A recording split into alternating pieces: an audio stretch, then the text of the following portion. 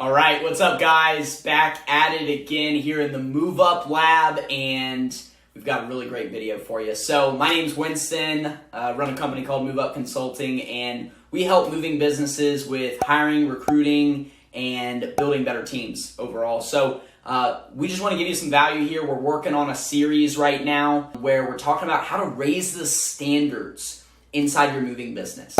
All of this has to do with the leadership, the development, the overall expectations in the business. We'll talk about that in another video. But what we want to do today is we want to talk about how to really identify leaders, okay? Now, before we jump in, do me a favor. Go ahead and subscribe to the channel. That way, in the future, because we do videos every single week, every time we put out a video, you're going to get a ding. And so that way you can get the information as fast as possible and implement it. One of the things I've learned in business is that the moment I learn something new to the time that I execute on it generally is not always immediate. It sometimes is weeks, a lot of times it's months. So the quicker you get the information, the sooner down the road that you're going to implement it. So again, give us a like, give us a subscribe. We appreciate it. Let's jump in. So what we're talking about here is identifying leaders in your moving business. Now, one thing to remember is it takes a leader to develop a leader. This is something that I learned several years ago, kind of an analogy here, but it helps a lot. If you're a leadership on like the leadership scale, let's say it's 1 to 10, if you're a 4, 10 being the top. If you're a 4, you cannot lead somebody that's a 6. Now, if you're a 4, you could lead other people that are 4s. You could lead 3s. You could lead 2s. But you're going to have a really hard time if your leadership skills are subpar. And so you yourself, whether you're the owner or general manager, operations manager, whatever your role is in the business, it doesn't really matter. You can look at it all the same. Is you need to be growing your own leadership, okay? That's first and foremost. Now, this is not going to happen overnight, but you want to be developing these soft skills and really these intuitions that come over time with experience. And so don't forget, it takes a leader to develop a leader, all right? And there's a difference between making leaders and finding leaders. Both can work. I'll talk about pros and cons of both. But before I do that, I want to share this book here. It's a John Maxwell book. If you haven't heard of him, just Google and you're going to see 50 bajillion books that he's written on leadership. This man is the go-to authority on leadership. So personally, this is one of my favorite books. It's called The Leader's Greatest Return, and it's all about how to develop leaders inside the organization. He has a 10-step process in here. It's really good. That's where some of my notes for this came from. But personally, I would buy this book and I would read it cover to cover as soon as you can, because this book right here has literally made me thousands of dollars and couldn't promote it enough. So this is a resource for you. This is our book of the week. Make sure you check this out. Now, jumping in, difference between making leaders and finding leaders. Making leaders is developing people. Now, that should always happen in your business, but let's say, back to our numbers here, let's say you're a 7, and let's say that you have either the option to, let's say you're looking at promoting somebody to like a general manager. Well, you could develop someone from the ground up, and that's kind of making the leader, right? Helping develop that person, and that's great. But that takes a lot of time, because they're not going to change overnight, just like you didn't change overnight. And so maybe they're at a 3, and they really need to get to like a 5 in order to do that type of job, right? All these numbers are arbitrary, by the way. 3s, 4s, 5s, 7s, whatever. But let's say you have another option to go and hire someone who's already a 5.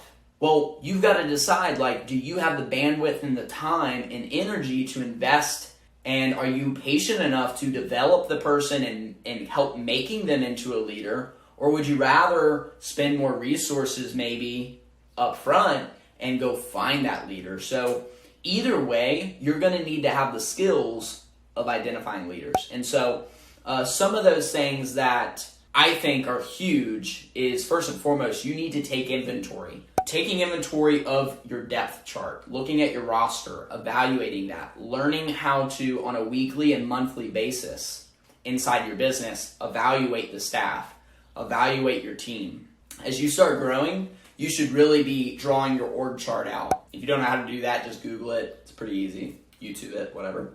And start figuring out where people are. Start building the structure of your business. The structure will lead to the results. And so the structure is really important, right? Because if you're doing everything, right, if there's just you and you're wearing all the hats, then you're not going to want to do that very long. And so you really need to dedicate time, in my opinion, at least monthly, to looking at your org chart. Now, back to where we were here. Step one's kind of evaluation. Look at your depth chart. Look at your team. And then from there, identifying leaders is thinking about, for you, what are you really needing in the business? Like, if you have strengths in XYZ, what things do you not have strengths in that maybe someone else could come in with? Or somebody that's already on your team. So some of this stuff is, again, it's taking inventory, figuring out, like, where do we really need help? Like, do we need, like, a really boisterous, loud, extroverted personality in here? Or do we need somebody that's a little more calm, cool, relaxed, collected, right? So think about those things. Think about the nuances of the business when it comes to the interpersonal relationships.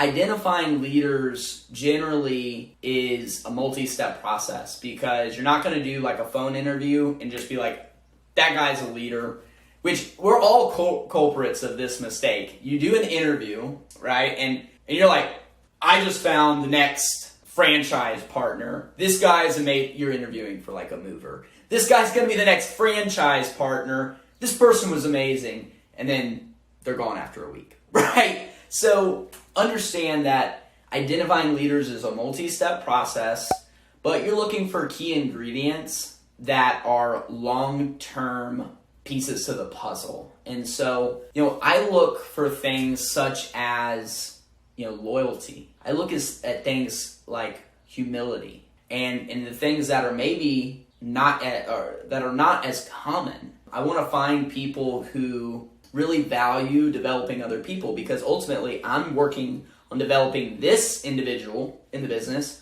but then what's going to happen is I'm going to show them what I did with them, and then I'm going to teach that person to do it with the next person and the next wave of leaders in the business. So this has got to be an individual that's willing to invest time into the business. If this is just somebody that wants to get a raise, make more money, maybe not the right individual. If they're too money focused, maybe not the right person.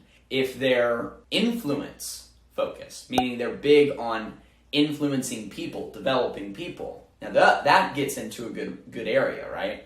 You're looking for strong communicators, very strong communicators. These are people that are really great at de-escalating situations. So I have found that some great skill sets for leaders come from folks that have experience in like counseling, and customer service is good, but like stuff where they had to deal with high stress situations and they did a high volume of it. And so think about just what are those things for you in your business? What does that stuff look like? Do you need somebody that can come in and inspire and motivate? Because maybe you are personally more of an introvert. So like you feel like your team's lacking that voice. And so maybe you need somebody that's more loud and gets people going, right, at dispatch and when people are coming in. So inventory, evaluate your depth chart, identify the things that are important, figure out where the holes are in your business,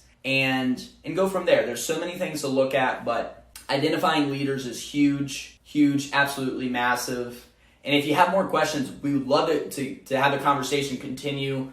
Drop a comment down below in the video here. And again, usually if it's one person comments, then 4 or 5 or other people will comment behind that. So if you have something to say it. We'd love to talk with you. And again, do not forget, subscribe to the channel, okay? And go get this book. This book will help you immensely. This book's made me thousands of dollars. So that's all we've got. stay tuned for the next video, and we will see you guys on the other side.